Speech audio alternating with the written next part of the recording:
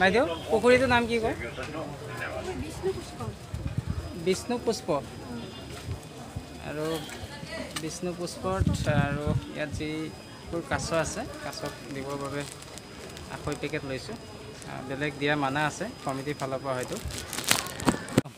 আৰু এই পুখুৰীটোৰ নাম হৈছে হয়গ্ৰীৱ শ্ৰী শ্ৰী মাধৱ মন্দিৰত থকা বিষ্ণু পুষ্প পুখুৰী। আৰু এই পুখুৰীত অসংখ্য প্ৰকাণ্ড প্ৰকাণ্ড কাছৰে ভৰি আছে। গতিকে আপোনালোকে এই কাছৰ যি সুন্দৰ মনোৰম পৰিৱেশৰ দৃশ্য সেই দৃশ্য মই আপোনালোকক দেখাইছোঁ। Hello' everyone, welcome back to my YouTube channel. পোনপ্ৰথমে মই আপোনালোকক ইংৰাজীৰ নৱবৰ্ষৰ 2024 বৰ্ষৰ সকলোলৈ শুভেচ্ছা জ্ঞাপন কৰিলোঁ। এই বিষ্ণু পুষ্প পুখুৰীত থকা যিবোৰ কাছ আছে অন্য বস্তু দিলে এই পানী তললৈ যায়, গতিকে খাব নোৱাৰে। সেয়েহে এই যি কাছবিলাকক দিয়া হয় আখৈ। গতিকে আখৈটো যিহেতু উপঙি থাকে সেইবাবে খাবলৈ সহজ পায়। আৰু ইয়াত আপোনালোকে প্ৰকাণ্ড প্ৰকাণ্ড মাছো দেখিবলৈ নিশ্চয় হয়তো পাইছে। আছে মাছ, যথেষ্ট মাছো আছে আৰু কাছৰ সংখ্যা বহুত আছে। আৰু এটা সুন্দৰ পৰিৱেশ, সুন্দৰ মনোৰম এই যে কাছবোৰ ইয়াত চাবৰ বাবে বিভিন্ন দৰ্শক আহে। ভক্তপ্ৰা নাই যে ইয়াত এই খটখটিত উঠি ধুনীয়াকৈ এই কাছবিলাকক মাছবিলাকক খোৱা খাদ্য দিয়ে। আৰু এই পৰিৱেশটো খুব ধুনীয়া লাগে চাই। গতিকে আপোনালোকেও আহিব পাৰে পঞ্চতীৰ্থ হাজো। আৰু হাজোত আহিলে আপোনালোকে এই মহাপ্ৰভু যি হয়গ্ৰীৱ মন্দিৰ, মাধৱ মন্দিৰ, এই মাধৱ মন্দিৰত আপোনালোকে এই দৃশ্যবিলাক সুন্দৰভাৱে দেখিবলৈ পাব, উপভোগ কৰিবলৈ পাব। আৰু এবাৰ লাই চাব লাগিব।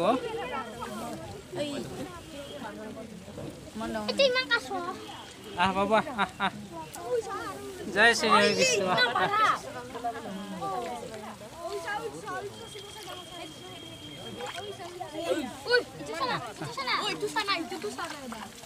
বাবা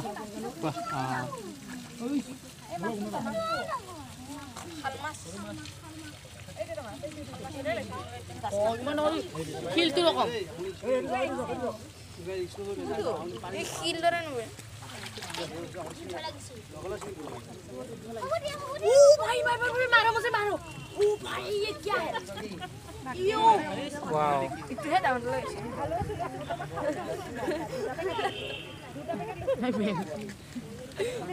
माथा गरम हो গৈছে না ইমান ডাঙৰ ডাঙৰ ইতে না যায় সোলা আছে কিবা ডাঙৰ সৈটো নিটো মাথাটো ঘুমাই দিবনে নিদিয়ে নিদিয়ে। এই হেৰি চিনাকি হৈ গৈছে। মই লাই চাওঁ।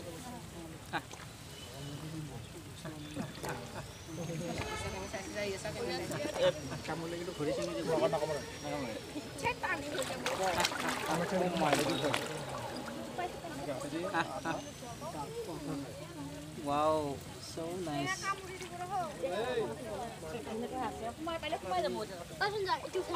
ফটো উঠিব আহিছে নেকি?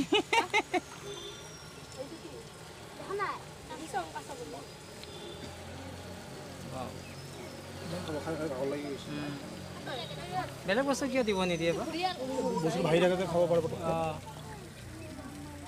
বাকী বস্তুবিলাক তললৈ যায় নে?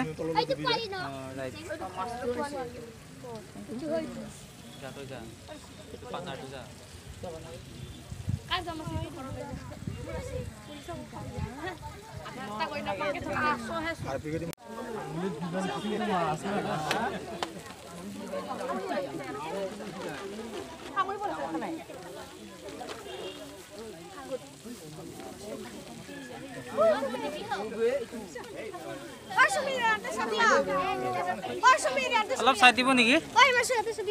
অলপ আখৈ দি দিওঁ।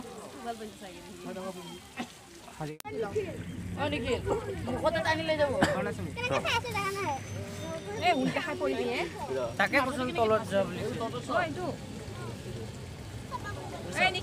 ঐ নিখিল পৰিবা খুজিছ?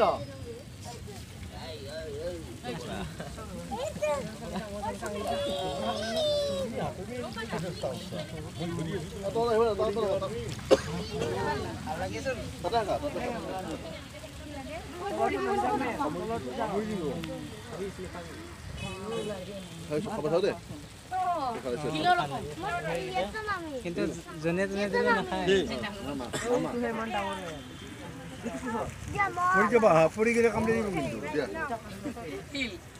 দিয়া তুমি দিবা। গুড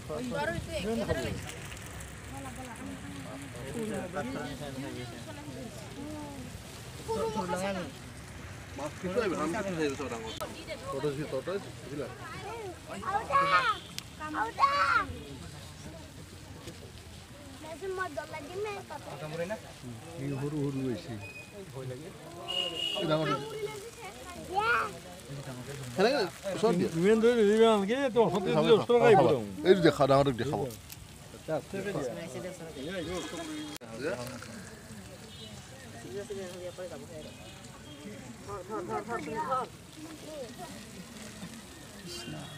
কৃষ্ণ বাবা ভগৱান শ্ৰী বিষ্ণু ভগৱান বিষ্ণু প্ৰভু গতিকে চাওক কিমান ডাঙৰ প্ৰকাণ্ড প্ৰকাণ্ড কাছ আপোনালোকে দেখিবলৈ পাব যদি আপোনালোকে পঞ্চতীৰ্থ হাজোলৈ আহে আৰু এই মহাপ্ৰভুৰ মন্দিৰত আপোনালোকে এই কাছ দেখিবলৈ পাব যাব মন নাযায় আহিলে পশ্চিম আছে হয়গ্ৰীৱ মাধৱ এইটো আছে হয়াসুৰক পৰাস্ত কৰি বিষ্ণুৱে হয়গ্ৰীৱ নাম লয় হয় মানে আছে ঘোঁৰা আকৃতি জীৱ মানে আছে ডিঙি বা গল মা মানে আছে লক্ষ্মী ধবা মানে আছে স্বামী লক্ষ্মী স্বামী বিষ্ণু ইয়াতে হয়াসুৰৰ নামেদি এই মন্দিৰটোৰ নাম হয়গ্ৰীৱ মাধৱ মন্দিৰ হয় আৰু ইয়াত পঞ্চতীৰ্থ নগৰী বুলি কোৱা হয় হয়গ্ৰীৱ মাধৱ গণেশ কামেশ্বৰ কেদাৰ কমলেশ্বৰ পঞ্চতীৰ্থ অলপ হাত জোৰ কৰি কৈ যাব ওম জগন্নাথ জগত বন্ধু শৰণগত লোকপালক দাস দাসত্ব দেহিমে প্ৰভু নমস্তুতে এইত প্ৰজ্বলিত গন্ধ ধূপ গীত প্ৰদীপ ওম জগন্নাথ দেৱই নমঃ এতিয়া আপোনালোকক যে তুলসী মালাটো দিছে নহয় এইটো এসপ্তাহ ৰ'দত দি থ'ব ৰ'দত দি গুড়া কৰিব গুড়াটো ৰাখি থৈ দিব বেমাৰ আজাৰ হ'লে খাব পাৰে যিকোনো ইণ্টাৰভিউ যিকোনো পৰীক্ষা থাকিলে লগতকৈ লৈ যাব পাৰে পাৰিলে অলপ অলপ পাত খাই লওকচোন আপোনালোকে অলপ অলপ খাই লওক ইয়াৰ পৰা আমাৰ আজিৰ কাৰণে দৰ্শন হৈ গ'ল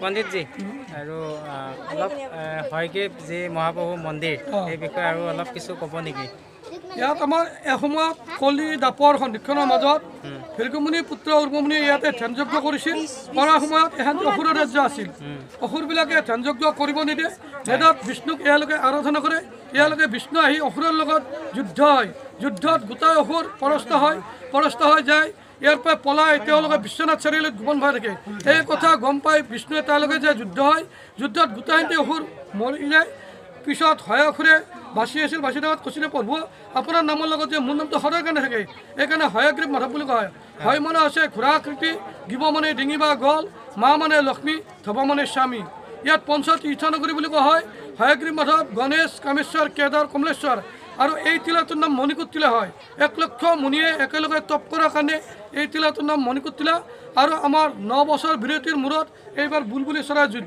যুঁজখন ইয়াতে হ'ব এই দেউল মন্দিৰটোতে হ'ব কেতিয়ালৈ হ'ব এইটো মাঘৰ 2 মাহ দিনা আৰু মাঘৰ 1 তাৰিখে আমাৰ মণিকুট মেলা হয় পমকা দৰগাহৰ খাদিম আৰু ইয়াত দলে দুজনে পতাকা বুটলা কৰি ফেলে ইয়াতে ৰাস্তাৰে এনেকৈ আহি ফেলে আমাৰ তলত মণিকুট মেলাখন 1 মাহ ধৰি পাতে আমাৰ ইয়াতে ইয়াতে মানে এই মন্দিৰটোত আপুনি কিমান বছৰ ধৰি এতিয়া আমাৰ মোৰ ধৰক এতিয়া 15 বছৰ আছে 15 বছৰ যথেষ্ট ভাল লাগিলে ঠিক আছে ধন্যবাদ আৰু এয়া হৈছে হয়গ্ৰীৱ শ্ৰী শ্ৰী মাধৱ মন্দিৰ দৰ্শন হ'বলৈ যোৱা খটখটি পথ এই চিৰিটো চাওক কিমান ধুনীয়া সুন্দৰ আৰু ইয়াত দেখিবলৈ পোৱা পাইছোঁ বেছিভাগ ছাত্ৰ ছাত্ৰীৰ দূৰ দূৰণিৰ পৰা ইয়াত আহে কাৰণ হাজো যি পঞ্চতীৰ্থ ইয়াৰ পৰা জানিবলগীয়া বহু কথা ছাত্ৰ ছাত্ৰীৰ শৈক্ষিক জীৱনত যথেষ্ট সহায় কৰিব সেইবাবে ছাত্ৰ ছাত্ৰীৰ সংখ্যা বেছি দেখা পাইছোঁ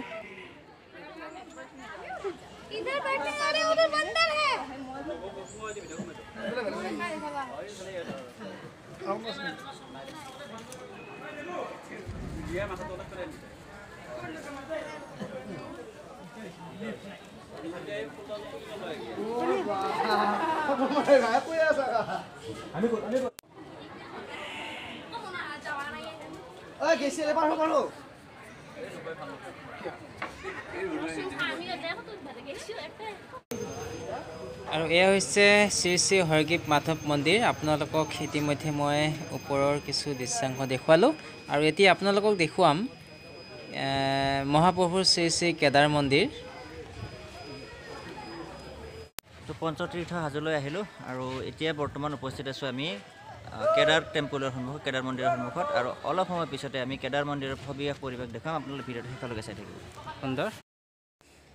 আৰু এই ঠাইডোখৰ হৈছে picnic spot, Hajo picnic spot. Kedar মন্দিৰৰ নিচেই তলত এই পাহাৰৰ খুব ধুনীয়া প্ৰাকৃতিক পৰিৱেশৰ মাজত। আৰু আপোনালোকক ইয়াৰ সবিশেষ এয়া চাৰিওপাশৰ দৃশ্য দেখুৱাই আছোঁ মই কেমেৰাত। খুব ধুনীয়া পৰিৱেশ আৰু এই ঠাইডোখৰত যি হাজো পিকনিক স্পট, এই ঠাইডোখৰত আপোনালোকে ইয়াত সকলো ধৰণৰ সুবিধা পাব, পানীৰ সুবিধা পাব, বাথৰুমৰ সুবিধা পাব। গতিকে আহিব, ইয়ালৈ আহিলে আপোনালোকে সুন্দৰভাৱে প্ৰীতিভোজ এসাঁজ খাই যাব পাৰিব। এইখিনিতে আপোনালোকক এটা কথা অৱগত কৰিবলৈ বিচাৰিছোঁ। আমি আহিছিলোঁ এটা পিকনিকলৈ। পিকনিকটোৰ লগতে আমি এই যি মহাতীৰ্থ পঞ্চতীৰ্থৰ দৰ্শন হ'বলৈকেও আহিছিলোঁ। আৰু ইয়ালৈ আহিলে আপোনালোকে দেখিব অন্য ঠাইতকৈও ইয়াত পিকনিকৰ যিখন প্লেচ ইমান ধুনীয়া পৰিপাটিকৈ চাফা কৰি ৰাখে কমিটিয়ে। গতিকে কমিটিক ধন্যবাদ জ্ঞাপন কৰিছোঁ। আৰু একেই নিম্ন এটা ফিজ লয় আৰু ইয়াতেই কুঁৱা, বাথৰুম সকলোখিনি ব্যৱস্থা আছে। আপোনালোকে পানীৰ কষ্ট নাপায়, মানে এয়া পানীত মানে উপযুক্ত, খাবও পাৰে ইচ্ছা কৰিলে। আৰু আপোনালোকক দেখুৱাইছোঁ যে কমিটিয়ে খুব ধুনীয়াকৈ ঠাইখিনি মানে পৰিষ্কাৰ কৰি ৰাখে। গতিকে এইটো এটা ভাল লাগিছে, এটা ডিচিপ্লিন, যিটো ডিচিপ্লিন নেকি কিছুমান ঠাইত হয়তো অলপ কম দেখা যায়। দূৰ দূৰণিৰ পৰা অহা বহুতো ছাত্ৰ ছাত্ৰী ইয়াতেই দেখা গৈছে। আৰু ছাত্ৰ ছাত্ৰীসকলে ইয়ালৈ আহিলে তেওঁলোকৰ শৈক্ষিক দিশত যথেষ্ট প্ৰেৰণা পাব তেওঁলোকে। হাজোৰ যি পঞ্চতীৰ্থ, হাজোৰ যি ইতিহাস, সেই ইতিহাস আমি সকলোৱে জনাটো প্ৰয়োজন। আৰু আপোনালোকক কৈছোঁৱেই যে এক ঐতিহাসিক ঠাই হাজো, য'ত পঞ্চতীৰ্থ বুলি জনা হয়, তীৰ্থনগৰী বুলি জনা যায়। গতিকে সেই হাজোৰ যি কেদাৰ মন্দিৰ, সেই কেদাৰ মন্দিৰ পৰিৱেশো দেখুৱাই আছোঁ আপোনালোকক। আৰু আমাৰ বাইদেউসকলে সুন্দৰভাৱে ব্ৰেকফাষ্টটোৰ বাবে ৰেডি কৰি আছে। গতিকে ইয়াত পানীৰ সুবিধা আছে, আপোনালোকে শাক চব্জিবিলাক খুব ধুনীয়াকৈ ধুব পাৰিব। আৰু খোৱা পানীটো আপোনালোকে ইয়াত কিনিবলৈ পাব, এভেইলেবল আছে। গতিকে বাকী যিখিনি বেছি পানী লাগে, সেই পানীখিনিৰ বাবে কুঁৱা পানীখিনিয়েদি খুব ধুনীয়াকৈ চব্জি, চাউল, পাত এইবোৰ ধুবলৈ পাৰিব। আৰু খুব সুন্দৰ এটা পৰিৱেশ। আৰু আমাৰ বাইদেউসকলে সকলোকে ব্ৰেকফাষ্টৰ কাৰণে এই প্ৰস্তুত চলাই আছে, ৰেডি কৰি আছে। ব্ৰেড, কণী, কমলা এইবোৰ ধুনীয়াকৈ বিতৰণ কৰিবলৈ ওলাইছে। আৰু প্ৰত্যেককে কল, কণী, কমলা, ব্ৰেড আৰু লগতে লাডু দিয়া গৈছে। গুৰ আৰু নাৰিকলৰ লাডু দিয়া গৈছে। আৰু মোৰ বন্ধু কমলে এতিয়া সম্পূৰ্ণ ব্যস্ত, আপেল খোৱাত ব্যস্ত, ব্ৰেকফাষ্ট। আৰু ইফালে চাইছে গতিকে মৰ্ণিং ভাগৰ এয়া আছিলে আমাৰ সুন্দৰভাৱে আমাৰ আহাৰ, যি ব্ৰেকফাষ্ট। আৰু ব্ৰেকফাষ্ট লগতে লাল চাহ, আৰু যিহেতু লাল চাহ আৰু ৰিফ্ৰেছিং ড্ৰিংক, গতিকে দেহাটো অলপ ভাল লাগিব। সেইকাৰণে আমি আৰু লগতে বাইদেউসকলে আনিছে ৰুটি আনিছে, তেওঁলোকে মটৰ আলুৰ এনেকৈ বনাই আনিছে। আৰু বাইদেউসকলে আমাকো দিছে, তেওঁলোকেও গ্ৰহণ কৰিছে। নিশ্চয় ওচৰতে থকা অন্য এটা মন্দিৰ আপোনালোকে ইয়াত আহিলে দেখিবলৈ পাব। এইটো হৈছে দুৰ্গা মাৰ মন্দিৰ। আৰু এইটো হৈছে শ্ৰী শ্ৰী দুৰ্গা মাৰ মন্দিৰ। আপোনালোকে যদি কেদাৰ মন্দিৰলৈ আহে, এই মন্দিৰটো আপোনালোকে দৰ্শন হ'বলৈ পাৰিব। পঞ্চতীৰ্থ হাজোলৈ আহিলে আপোনালোকে কেদাৰ মন্দিৰ নিচেই ওচৰতে থকা অন্য এটা মহাপ্ৰভুৰ মন্দিৰ দেখিবলৈ পাব। আৰু সেই মন্দিৰটো হৈছে এইটো কমলেশ্বৰ মন্দিৰ, শ্ৰী শ্ৰী কমলেশ্বৰ মন্দিৰ। গতিকে ইয়াতো যথেষ্ট দৰ্শকসকলে, ভক্তসকলে ইয়াতো দৰ্শন হয়।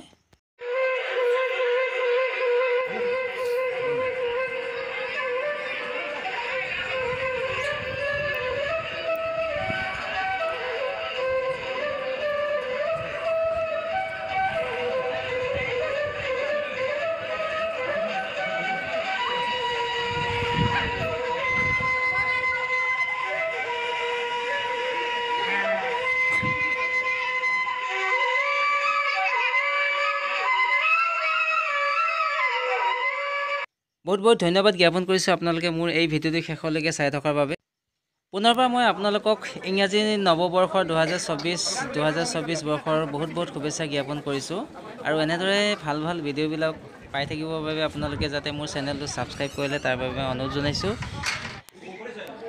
আৰু এয়া আছিলে পঞ্চতীৰ্থ হাজো আৰু হাজোৰ যি ইতিহাস কৈ থাকিলে শেষ কৰিব নোৱাৰি গতিকে হাজো এখন সুন্দৰ ঠাই গতিকে ইতিহাস প্ৰসিদ্ধ এখন সুন্দৰ ঠাই ঐতিহাসিক এখন ঠাই গতিকে হাজো যি পঞ্চতীৰ্থ মহাপ্ৰভু এই পঞ্চতীৰ্থ আপোনালোকে দৰ্শন হ'বলৈ পাৰিব গতিকে আহক হাজোলৈ আহক হাজোৰ পৰিৱেশ চাওক আৰু ইয়াত ছাত্ৰ ছাত্ৰীসকলে যথেষ্ট তেওঁলোকে শৈক্ষিক দিশত যথেষ্ট প্ৰেৰণা পাব উৎসাহ পাব তেওঁলোকে শৈক্ষিক দিশত যথেষ্ট আগবাঢ়িব পাৰিব গতিকে বহুত বহুত ধন্যবাদ জ্ঞাপন কৰিছোঁ আপোনালোকক চেনেলটো যদি এতিয়াও ছাবস্ক্ৰাইব কৰা নাই তেতিয়াহ'লে ছাবস্ক্ৰাইব কৰি লওক কিয়নো ইয়াৰ পিছত এটা সুন্দৰ ভিডিঅ' আপোনালোকৰ মাজলৈ আহি আছে গতিকে সেই ভিডিঅ'টো চাবৰ বাবে আপোনালোকে যদি চেনেলটো ছাবস্ক্ৰাইব কৰি লয় তেতিয়াহ'লে আপোনালোকে পোনপ্ৰথমে নটিফিকেশ্যন পাই থাকিব পুনৰবাৰ ধন্যবাদ জ্ঞাপন কৰি আপোনালোকৰ পৰা আজিলৈ বিদায় লৈছোঁ ধন্যবাদ